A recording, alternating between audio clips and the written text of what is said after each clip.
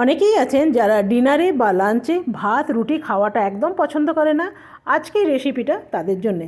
তো নিয়ে নিয়েছি এখানে পালং শাক, একটু জলে সেদ্ধ করে নিলাম। আর এখানে নিয়ে নিয়েছি প্রায় 250 গ্রাম পনির। ভাত রুটির জায়গায় আপনি পুরোটাই প্রোটিন নিতে পারেন।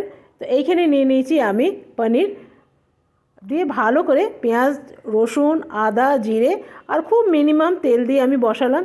দিয়ে দিলাম নুন, হলুদ, আর নিয়ে নিলাম একটুখানি কাশ্মীরি লঙ্কা, দিয়ে দিলাম মটর। ব্যাস ভালো করে এটা কষিয়ে নেবো। দিয়ে পনিরটাই সবটাই আমি দিয়ে দিলাম।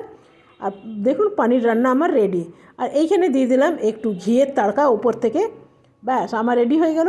আর এইখানে আমি নিয়ে নিয়েছি ডাবল ডিমের আমলেট। আপনারা চাইলে আরও ডিম বাড়াতে পারবেন। তো ব্যাস পেঁয়াজ আর একটু কাঁচা লঙ্কা দিয়ে দিয়েছি উপর থেকে, আপনারা চাইলে একটু টমেটো দেবেন। আর এই রেসিপিটা আমার চ্যানেলে আছে, অবশ্যই গিয়ে আপনারা দেখে নেবেন। আজকে নো কার্ব ডিনার।